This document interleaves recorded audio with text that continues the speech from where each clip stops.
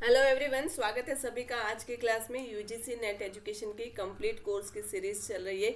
Unit number 2 हम कर रहे हैं। आज जो हम कॉन्सेप्ट सीखेंगे that is regarding budgeting in education. Okay, तो वो कॉन्सेप्ट करेंगे, उसकी थियोरी, उसके रिलेटेड जो पीवाईक्यूज है वो भी करेंगे। यूनिट नंबर 2 का हमारा क्लास 13 हो रहा है ऑलरेडी। यूनिट नंबर 1 और यूनिट नंबर 2 के 12 क्लास जो हो चुके हैं वो मैंने प्लेलिस्ट में लगा दी। इनकेस आपकी कोई भी क्लास मिस हो गई हो तो आप प्लेलिस्ट से वो सारी चीज़ें चेक कर सकते हैं। तो चलिए शुरू करते हैं आज की क्लास। क्या सीखेंगे आज की क्लास में रिगार्डिंग बजट? तो इंट्रोडक्शन देखेंगे, ठीक है। फिर बजट क्या है वो देखेंगे, उसके ऑब्जेक्टिव, उसकी types, then method of budgeting क्या होता है वो देखेंगे। उसके बाद एडवांटेज और डिसएडवांटेज क्या होता है वो भी हम साथ में करेंगे, ठीक है। तो चलिए शुरू करते हैं आज की क्लास। बजट, बजट क्या होता है? एक सिंपल लैंग्वेज में मैं बताऊं कि जब आप छोटे थे, ओके, तो मम्मी आपको महीने का 500 रुपया देती थी या 1000 रुपया देती थी। तो ठीक है, आप उसमें सोच लेते थे कि चलो संडे है, मैं फ्रेंड्स के साथ जाऊंगी या जाऊंगा तो मैं 100 रुपीज़ वो उनके साथ खर्च करूंगा, ठीक है। इस महीने फेस्टिवल आ रहा है तो हम सब बाहर जाएंगे तो मैं अपने फ्रेंड्स के साथ आइसक्रीम खाऊंगा तो उसका अलग बजट होगा। तो मतलब 500 रुपये को पूरे महीने में किस तरह से आप स्पेंड करोगे उसका आइडिया लगा लेते थे, right. Now when you starting your job, आपको महीने की सैलरी आती है तब भी आपका होता है कि चलो इतना है वो हम रेंट में देंगे, ये जो है वो हमें फैमिली के लिए मूवी देखने जाएंगे इसके लिए रहेगा, ये इस बार दिवाली आ रही है तो उसका जो एक्स्ट्रा एक्सपेंस होगा तो वो इस तरह से, मतलब वो सारी चीज़ें आपकी मनी का टोटल प्लानिंग रहता है कि किस तरह से आप कहाँ पे कितना मनी जो है पैसा वो अलोकेट करोगे, वो पूरा एक मैनेज करते हो आप। फाइनेंशियल जो चीज़ें होती है उसको, तो उसको क्या कहते हैं, वो बजटिंग कहते हैं, राइट। वो महीने का भी हो सकता है, आपके 6 महीने का भी होता है, पूरे साल का भी हो सकता है। तो वो सारी चीज़ें हो सकती है, but it should be for definite period, एक डेफिनेट पीरियड के लिए होता है, ओके। अब ये जो बजटिंग का कॉन्सेप्ट है हमें एजुकेशन से रिलेटेड समझना है। तो एजुकेशन में बजट किस तरह से होता है कि समझिए कि एक स्कूल है, ओके। तो स्कूल को अपना बिल्डिंग मेंटेन करना पड़ेगा, कि मतलब समझो कि 10 साल हो गए, 12 साल हो गए, तो अब वो बिल्डिंग में थोड़ा बहुत वो रिपेयरिंग का खर्च आएगा, तो वो बिल्डिंग का मेंटेनेंस का काम होता है। फिर बाहर लॉन लगाइए, प्लांटिंग करना है तो उसका जो खर्च होता है। उसके अलावा देखें तो टीचर्स होते हैं, ठीक है, टीचर की सैलरी जाएगी, उनकी जो ट्रेनिंग का प्रोग्राम होता है तो उसमें सारी चीज़ों में जो खर्च रहता है वो रहेगा। इसके अलावा देखें तो लाइब्रेरीज है, ठीक है, लाइब्रेरीज के मेंटेनेंस के लिए। इसके अलावा बच्चों के लिए रिक्रिएशन के लिए कि चलो खेल कूद का मैदान है, उसके लिए जो स्पोर्ट्स के साधन लाने, तो वो सारी चीज़ों के लिए भी ऑफकोर्स पैसे लगेंगे। इसके अलावा देखें तो जो लेबोरेटरीज हैं और बहुत सारी चीज़ें हैं स्कूल में, आप देखें तो सभी चीज़ों के लिए, उसके मेंटेनेंस के लिए, वो सारी चीज़ों को अच्छे से चलाने के लिए, ठीक है, क्या करना चाहिए। तो जो आपके पास जितने भी ईयरली जितने भी आपके पास बजट है, आपके पास जितने पैसे हैं, ठीक है, उसका प्रॉपर वे से एक प्लानिंग होना चाहिए, okay.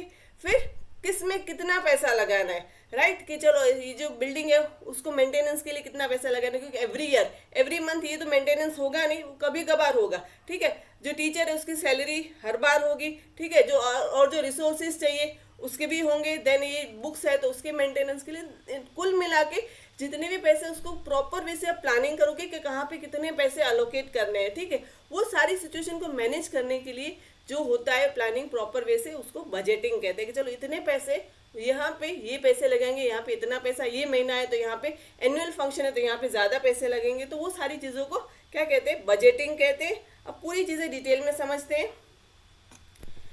Educational budgeting refers to the process of planning, allocating and managing financial resource within an educational institute or system। मतलब कि जितने भी पैसे उसके लिए प्रॉपर प्लानिंग होना चाहिए। कि सपोज कि इतना है, इतनी हमें ग्रांट मिली, इतनी जो स्कूल का बजट है, ये सारी चीज़ें हैं हमारे पास, ये पैसे हैं, तो इसका प्रॉपर वे से प्लानिंग चलेगा, ओके। एक्टिविटीज़ में कितना डालना है, कौन से डिपार्टमेंट में कितना पैसा लगेगा, ओके। रिसोर्सेज अगर बाय करने तो उसके लिए कितना लगेगा, वो प्लानिंग, अलोकेटिंग और प्रॉपर वे से जो फाइनेंशियल रिसोर्स को मैनेज करना, उसको क्या कहते हैं, उसको बजट कहते हैं, okay. It involves estimating income resources, setting expenditure priorities, ठीक है, and ensuring funds are used effectively to support teaching, learning and institutional development। तो यहाँ पे क्या है, आप एस्टिमेट करोगे कि इनकम के सोर्सेज क्या क्या है, मतलब कि जो बच्चों की फीस आएगी, ठीक है, अगर ग्रांट मिली है तो वो, तो ये जो सारी चीज़ें क्या है वो इनकम के रिसोर्सेज है, ओके। इसके अलावा देखें तो हमें हमारा जो है एक्सपेंडिचर पूरे साल में कहाँ जाए, यहाँ से तो चीज़ें क्या है, यहाँ तो पैसे इन हो रहे हैं, मतलब कि ये हमारी इनकम है, तो हमारा आउटफ्लो भी होगा ना, तो वो सारी चीज़ें हमें डिसाइड करनी पड़ती है। तो ये जो सारी चीज़ें आप इफेक्टिवली डिसाइड करोगे तो वो सारी क्या होगा कि एक आपकी टीचिंग लर्निंग प्रोसेस और ओवरऑल देखें तो इंस्टीट्यूशनल डेवलपमेंट अच्छी तरह से होगा, बिकॉज फंड का है आपने प्रॉपर वे से एलोकेशन किया है। ठीक है, अब बजटिंग का ऑब्जेक्टिव्स क्या रहते हैं, तो control the cost and increase the revenue. यहाँ पे कॉस्टिंग कंट्रोल हो जाता है कि चलो यहाँ पे है तो चलो इस बार यहाँ पे ज्यादा हो रहा है तो चलो यहाँ पे कॉस्ट कटिंग कर सकते हैं, बाकी ये जगह है तो यहाँ पे हम कॉस्ट कटिंग नहीं कर सकते। तो वो कब आइडिया आएगा, वो ऑन द स्पॉट आइडिया नहीं है, बट जब आप बजट बनाओगे तब आपको पता चलेगा कि चलो हमारे पास तो भाई इतना पैसा है, अब यहाँ पे ज्यादा नहीं लगाना, इसके अलावा यहाँ पे ये चीजें इस पे हम ज्यादा लगा सकते हैं। तो वो जो है कॉस्ट कंट्रोल का आइडिया कब आएगा आपको, जब आप बजट बनाओगे। Okay, it brings transparency and accountability. Okay, सारी चीज़ों की ट्रांसपेरेंसी सब आपको ऑन पेपर लिखा है कि चलो यहाँ पे इतना जाएगा, यहाँ पे इतना पैसा, देख ट्रांसपेरेंसी आ जाएगी। जहाँ पे आप पैसे लगा रहे हो, ठीक है, वो स्टाफ को भी अकाउंटेबिलिटी होगी कि चलो इतना जो है एक इंस्टीट्यूट के इतना पैसा लग रहा है, तो वो सारी चीज़ों का, वो सारी रिसोर्सेज का हम ठीक से इस्तेमाल करें तो एक अकाउंटेबिलिटी बढ़ जाएगी। ओके, इंश्योरिंग फाइनेंशियल स्टेबिलिटी, वो भी बढ़ जाएगी। इसके अलावा देखिए तो meeting legal and regulatory requirements, कोई भी चीज़ है जैसे गवर्नमेंट की कोई भी पॉलिसी है, फाइनेंशियल रेगुलेशंस है, उसके लिए इवन अक्रेडिटेशन स्टैंडर्ड मेंटेन करने के लिए भी आपको बजटिंग का प्रॉपर वे से आपको फॉलो करना पड़ेगा और वो सारी चीज़ें दिखानी भी पड़ती है। ठीक है, लीगल एस्पेक्ट से देखें तो वो भी ज़रूरी है। इसके अलावा आगे देखें तो predict long term and short term planning. Long term and short term planning वो भी हमारा बजटिंग का उस हिसाब से होगा कि चलो जो 1 साल का है तो इतना रहेगा खर्चा, तो 6 महीने का अप्रोक्सीमेटली इतना लगा सकते हैं, तो उसके लिए भी हमें हेल्प होगी। इसके अलावा आगे देखें efficient resource allocation, which indicates the funds are distributed effectively to different areas such as salary, infrastructure, learning material and student service। तो मतलब कि आपको पता चलेगा कि चलो इस बार सैलरीज में इतना जा रहा है, वहाँ पे हम कॉस्ट कटिंग नहीं कर सकते। इंफ्रास्ट्रक्चर है तो चलो यहाँ पे अभी इतना थोड़ा टाइम और चला सकते हैं, तो यहाँ पे हम कॉस्ट कटिंग कर सकते। ठीक है, लर्निंग मटेरियल क्या क्या बाय करना है, तो वो सारी चीज़ों का आपको आइडिया कहाँ से आएगा, यहाँ बजटिंग की जो प्रोसेस है वहाँ से आपको इसका आइडिया आ जाएगा कि आप इफेक्टिव इसे रिसोर्स का एलोकेशन कर पाओगे। ओके, अब टाइप ऑफ बजट क्या क्या है, तो वो स्कूल लेवल से हम देख रहे हैं, मतलब एजुकेशन लेवल से हम सारी चीज़ें देख रहे हैं। तो जो स्कूल का देखें तो स्कूल का एक तो मास्टर बजट रहता है, देन स्कूल का कैपिटल बजट रहता है और स्कूल का डिपार्टमेंट बजट रहता है। तो these are the types of budget. Master budget में क्या आएगा, तो दिस यूजुअली प्रिपेयर एनुअली, साल भर का रहता है। एनुअली दैट मीन्स कि यहाँ पे एकेडमिक ईयर देख सकते हो आप। ठीक है, तो एकेडमिक ईयर के हिसाब से यहाँ पे पूरा जो मास्टर बजट प्लान होता है, it is comprehensive financial plan that takes into account every operation by the undertaken during the particular financial year. ठीक है, it includes all the possible sources of revenue and expenses involved। यहाँ पे क्या है कि कितने आपको यार रेवेन्यू क्या क्या है, ठीक है, एक्सपेंसेस क्या क्या रहेंगे, पूरा मास्टर बजट मतलब इन डिटेल रहता है पूरे एकेडमिक ईयर का कि चलो यहाँ से हमें ये चीज़ें इतने पैसे मिलेंगे, यहाँ गवर्नमेंट के ग्रांट आ रहे हैं, यहाँ पे जो है ट्रस्टीज है वो पैसे दे रहे हैं, ठीक है, यहाँ से स्कूल की फीस का वो सारी चीज़ें आ रही है, और इसके साथ साथ एक्सपेंडिचर कितना हो रहा है, तो पूरा जो है वो एक मास्टर बजट में सारी डिटेल होती है। ओके, आगे देखते हैं स्कूल कैपिटल बजट क्या होता है।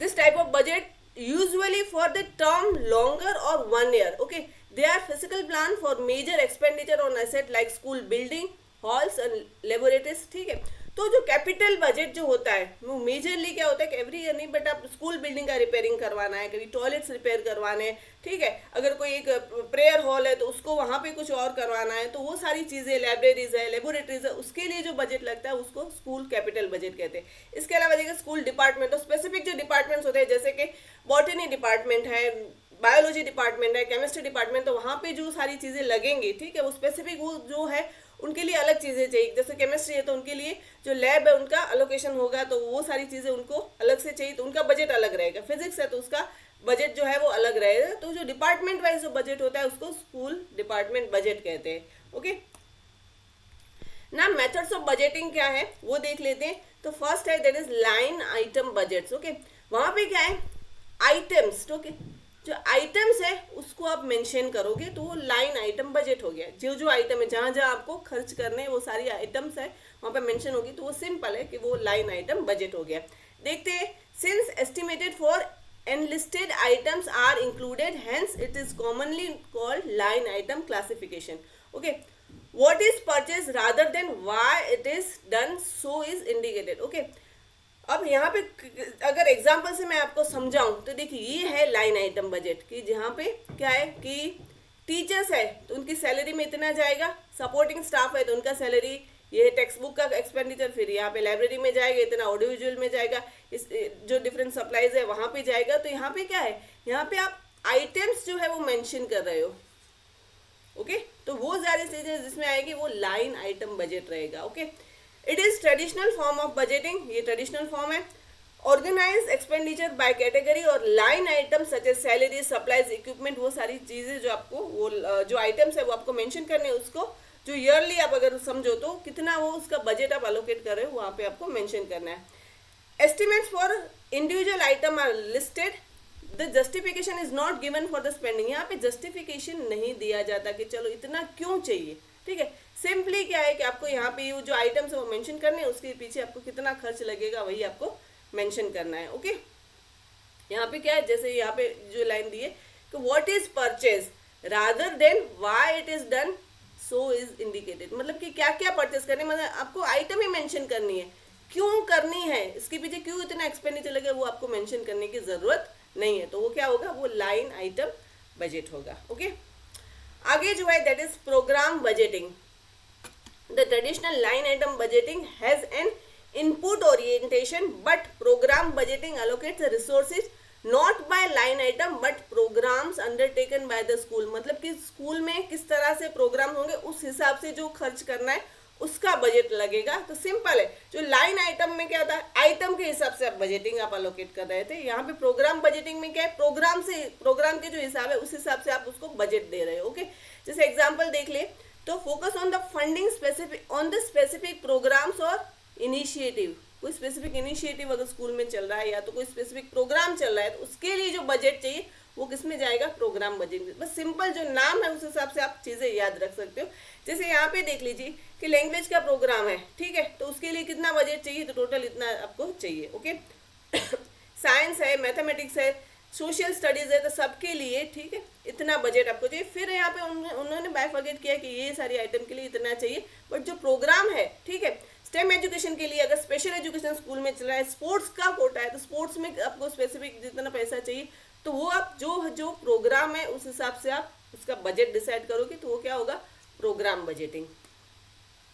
उसके बाद है zero budgeting, relatively new concept है ये। ओके जो पहला हमने देखा था, ओके जो फर्स्ट वाला जाता वो था ट्रेडिशनल कॉन्सेप्ट। अब यहाँ पे जो जीरो बेस्ड बजटिंग है वो रिलेटिवली न्यू कॉन्सेप्ट है, बिकॉज यहाँ पे क्या करना है कि आपको जो हर बार का बजट है you have to justify from the scratch कि आपको ये चीज़ चाहिए, इसके लिए इतना बजट चाहिए, तो क्यों चाहिए। ओके वो आपको चीज़ों को जस्टिफाई करना पड़ेगा। Okay require each budget item to be justify from scratch rather than simpling adding to the previous budget, मतलब कि पिछले साल का सपोज बजट है, ओके पिछले साल का सपोज बजट है, आप गिन लीजिए कि 23-24 का बजट है, तो वो सिंपली हम 24-25 में फॉलो नहीं करेंगे, बट उसमें जो जो आइटम्स आपने जो जो चीज़ें आपने मेंशन किए वहाँ पे आपको जीरो बेस अगर बजट आप फॉलो कर रहे हो तो वहाँ पे आपको जस्टिफाई करना पड़ेगा कि अरे इसके ऊपर आप इतना क्यों स्पेंड कर रहे हो, इसके लिए इतना क्यों चाहिए, ठीक है, कहाँ कहाँ आप लगाओगे, वो तो सारी चीज़ें आपको बाइफर्केट करनी पड़ेगी, यहाँ पे आपको सारी चीज़ों को जस्टिफिकेशन देना पड़ेगा।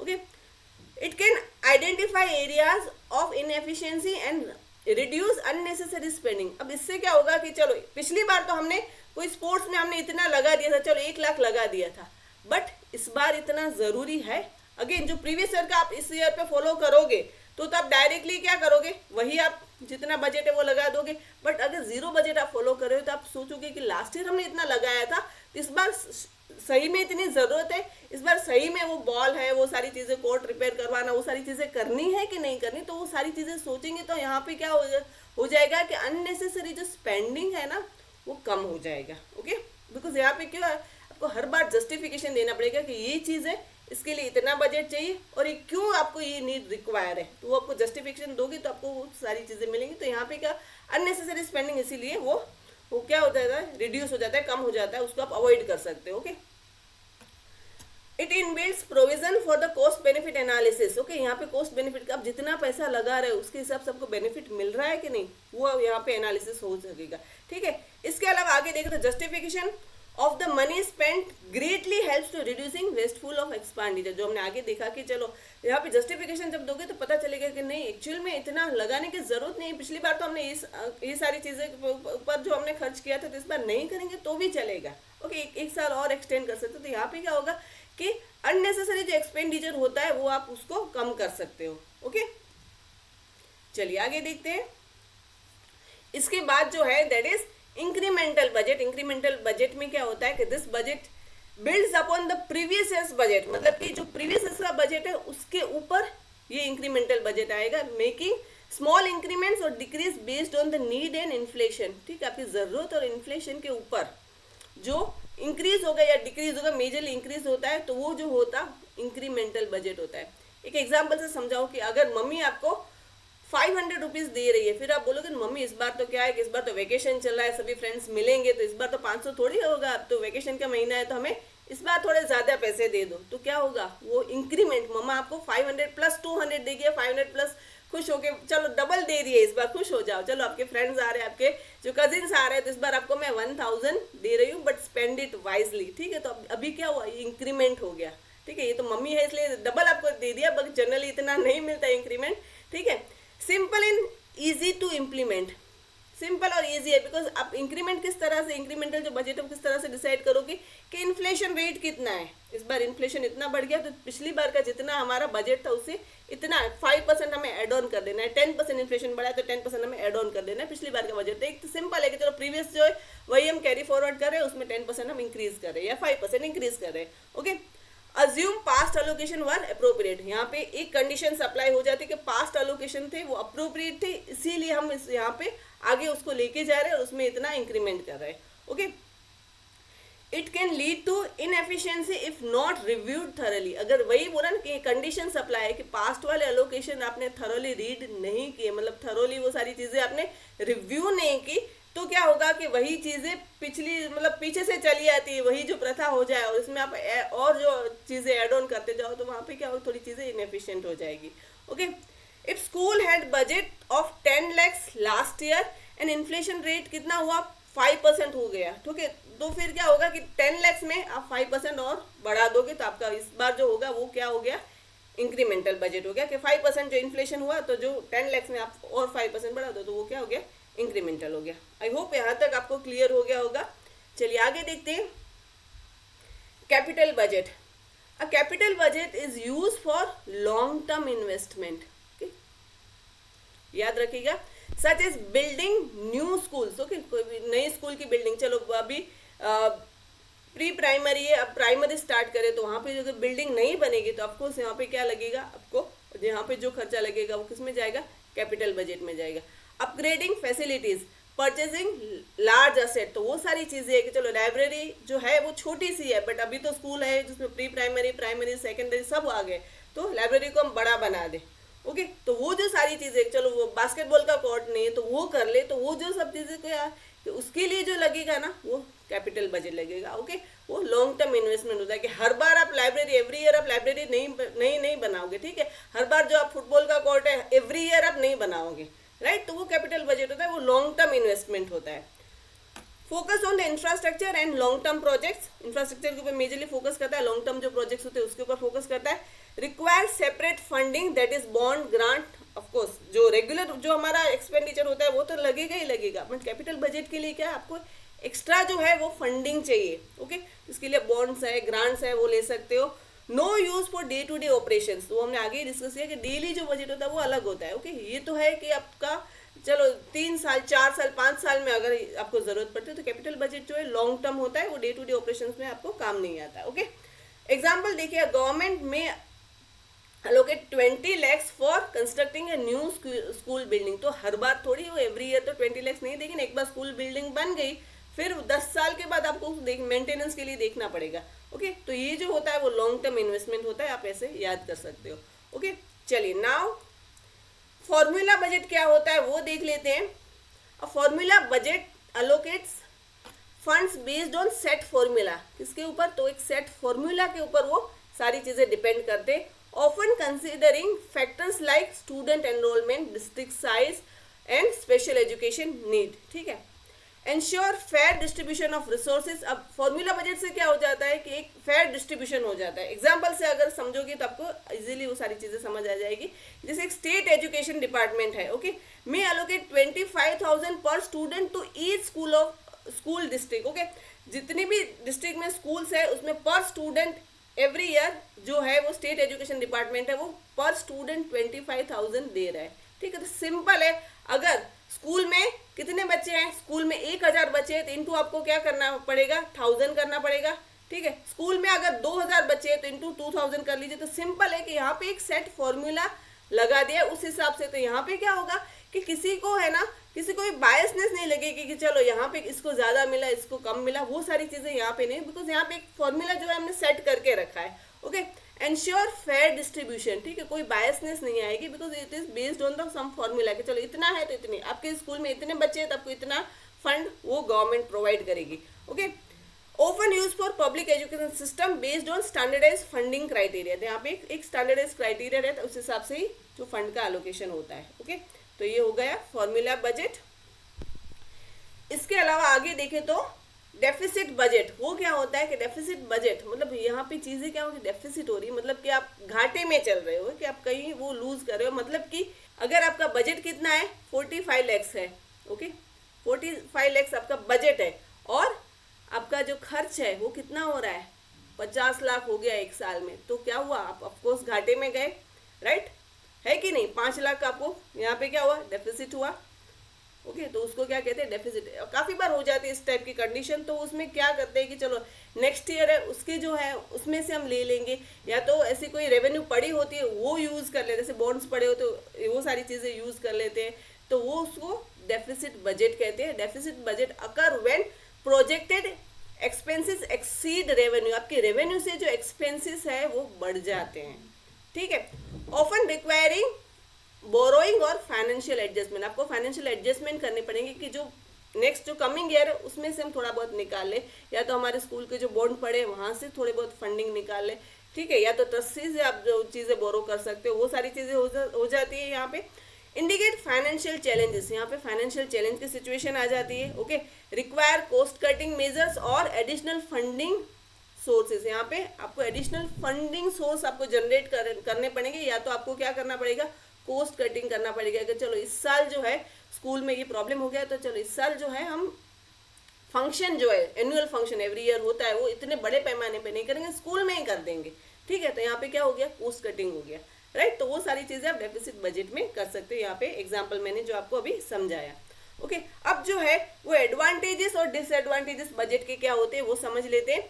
जो एडवांटेजेस देखते हैं तो बेटर रिसोर्स एलोकेशन आप कर पाओगे। Okay, maximise the impact of available funds and avoid over spending. जितने आपके पास फंड है उसको आप किस तरह से आप किस किन चीज़ों पे लगाओगे, तो वो सारी चीज़ें आपको इनिशियली वो पॉइंट पे आइडिया आ जाता है। और यहाँ पे हम जो है कॉस्ट कटिंग कर सकते हैं, यहाँ पे हम ओवर स्पेंड नहीं करना चाहिए। तो आपको शुरू में जब आप बजट बनाओगे तभी वो सारी चीज़ों का आइडिया आ जाता है। Okay, increase awareness about the fulfilment of target. आपको टारगेट है इस हिसाब से आपको इतना फंडिंग एलोकेट करना है, तो वो सारी चीज़ों की आपकी अवेयरनेस आ जाती है।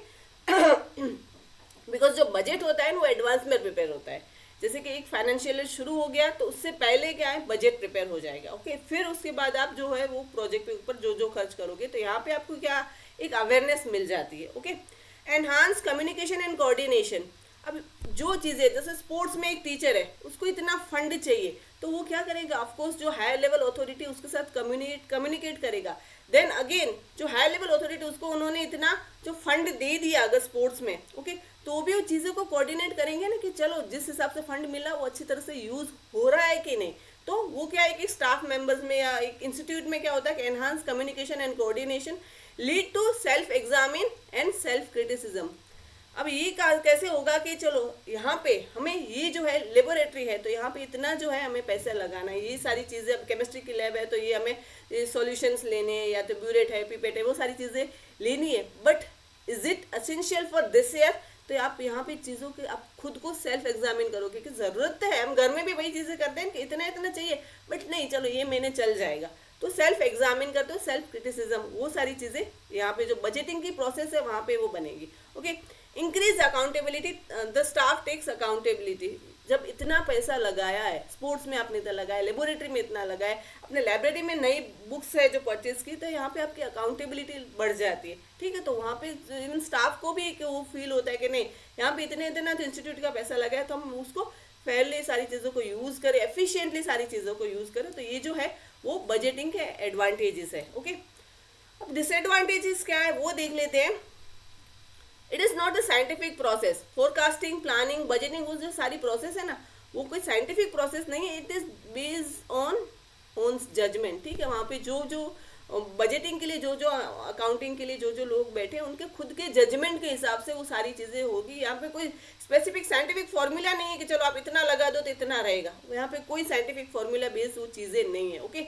Creating and monitoring a budget can be time consuming, okay. ये सारी प्रोसेस जो है ऑफकोर्स वो टाइम कंज्यूमिंग होगी। अब इसमें क्या होता है कि यहाँ पे टाइम आप इसमें लगाओगे तो मे बी आपके बहुत सारे इंपॉर्टेंट टास्क है वो भी छूट जाएंगे, वो भी एक हो सकता है। It require experience, man power, technical staff, analysis, control etcetera, hence it's a costly affair. Budget हर कोई तो नहीं बना पाएगा ना, चलो घर का बजट है कि चलो 500 रुपये कैसे खर्च करने वो हम कर लेते हैं, बट जब स्कूल का बजट होता है तो उसके लिए क्या एक एक्सपीरियंस मैन पावर चाहिए, ठीक है। उसके लिए टेक्निकल स्टाफ चाहिए, सारी चीज़ें। अब तो ये पहले तो होता था कि चलो एक जो है एक रजिस्टर में सारी चीज़ें बन जाती थी, अब तो कि चलो कंप्यूटर में सारी चीज़ें, वो सारी फॉर्मूला बेस्ड, तो उसके लिए ऑफकोर्स एक ये क्या है कि वो इंस्टीट्यूट के पैसे लगेंगे, तो उसके लिए भी ये जो चीज़ें हैं वो कॉस्टली अफेयर हो जाता है, ठीक है। उसके लिए भी स्पेंडिंग अलग से एक बजट और बनाना पड़ेगा कि चलो इतना जो खर्च है वो यहाँ पे उसके स्टाफ के लिए जा रहा है, okay. The budget may be too rigid और may not allow for flexibility. काफ़ी बार बजट जो होता है टू रिजिड हो जाता है बहुत, कि चलो इसी तरह से ही होना चाहिए, जो बजट बना है उसी तरह से हमें चलना है, ओके। फ्लेक्सिबिलिटी को अलाउ नहीं करता, ओके। तो वो जो सारी चीज़ें हैं हम उसके डिसएडवांटेजेस गिन सकते हैं। आई होप आपको बजटिंग का जो कॉन्सेप्ट है वो अच्छे से पता चल गया होगा। इनकेस कुछ भी नहीं पता चल रहा, कुछ समझ नहीं रहा, तो डेफिनेटली मुझे कमेंट में बताइएगा। अब हम इसके क्वेश्चन सॉल्व कर लेते हैं। क्वेश्चन नंबर 1 देखते हैं। Budget is prepared for dash indefinite period, is it for definite period, period of 1 year और period of 6 months, ओके। तो क्या है बजट किस तरह से प्रिपेयर होता है कि एक इंडेफिनेट पीरियड के लिए होता है या फिर डेफिनेट के लिए होता है। तो ऑफकोर्स वो डेफिनेट पीरियड के लिए प्रिपेयर होता है, मे बी वो 1 साल भी हो सकता है, 6 महीना भी हो सकता है। तो यहाँ पे एक स्पेसिफिक डेफिनेट पीरियड होता है, उस हिसाब से हम वो बजट प्रिपेयर करते हैं, ओके। तो यहाँ पे आंसर क्या बनेगा, option B is the correct one. चलिए नाउ क्वेश्चन नंबर 2 देखते हैं। While preparing the budget which certain principle must be kept in mind. कौन से प्रिंसिपल जो है आपको दिमाग में रखने चाहिए जब आप बजट प्रिपेयर कर रहे हो, ओके। फर्स्ट है मैनेजमेंट का सपोर्ट चाहिए, then second employees involvement, C statement of organisational goals और ऑल ऑफ द अबाउ। तो क्या रहेगा कि स्कूल बजट को हम दिमाग में लेके चले तो ऑफकोर्स आपको बजट प्रिपेयर करना है, तो मैनेजमेंट सपोर्ट तो चाहिए ही होगा, ठीक है। एम्प्लॉयज़ का इन्वॉल्वमेंट ही चाहिए, तभी आपको पता चलेगा कि चलो लाइब्रेरी के लिए कितना चाहिए, लैब के लिए कितना चाहिए, स्पोर्ट्स में कितना चाहिए, और सारे रिसोर्सेज क्लासरूम में अगर चाहिए तो वो कितना चाहिए। तो ऑफकोर्स वो किससे पता चलेगा, आप एम्प्लॉय से पता चलेगा, एम्प्लॉय का इन्वॉल्वमेंट चाहिए, ओके। ऑर्गेनाइजेशन के गोल्स जो है उस हिसाब से आप सारी चीज़ें बनाओगे, ठीक है, उस हिसाब से आपका बजट प्रिपेयर होगा। तो आंसर क्या बनेगा, ऑल ऑफ द अबाउ। चलिए क्वेश्चन नंबर 3 देखते हैं। The budgeting process in any educational institute should study carefully educational need of the school and make estimate of the revenue necessarily meet this needs. B है identify the list of activity you want to be carry out in your school within a year. C है give an estimated cost of this sources and study the budgeting guideline issued by the government, and last D है that is all of the above। तो सारी budgeting process के लिए एक educational sorry ये सारी चीज़ें चाहिए। तो आपका क्या बनेगा answer, option D is the correct one. इसी के साथ हमारा आज का टॉपिक एंड होता है। हमने थ्योरी की, उसके साथ कॉन्सेप्ट भी किए। अगर आपको कॉन्सेप्ट पसंद आ रहा है, सारी चीज़ें समझ में आ रही है, तो डेफिनेटली मुझे कमेंट में बताइएगा, आपका फीडबैक दीजिएगा, इसी तरह से आगे हमारी क्लास जो है उस हिसाब से मैं प्लानिंग करूँ। Thank you students for joining.